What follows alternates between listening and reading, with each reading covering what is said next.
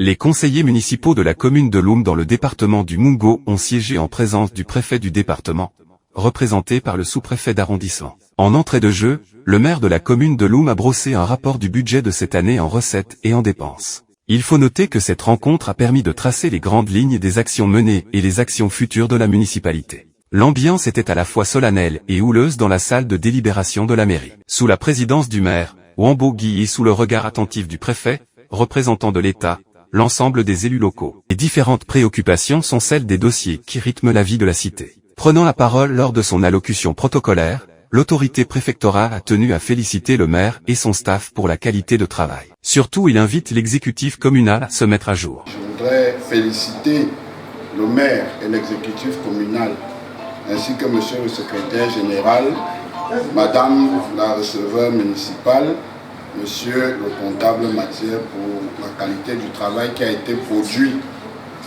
Je voudrais également féliciter pour tous les conseillers ici présents pour la qualité des échanges.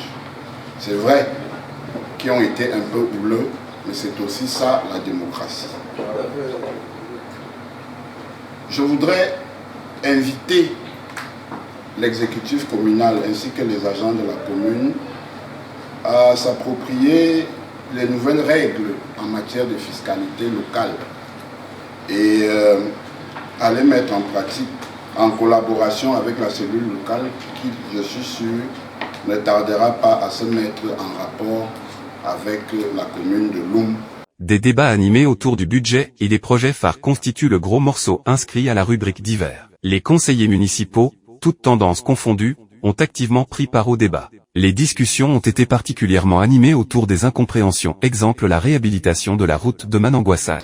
Connaissant les sources des financements des collectivités décentralisées, à savoir le BIP, le FECOM, le PNDP, les fonds propres, il nous revient dans une vidéo dont audition peut être mise en disposition que vous déclariez que les travaux de réhabilitation et d'assainissement sur l'axe Carrefour-Tombel, place de fête passant par Mananguassa, sont financés de vos poches.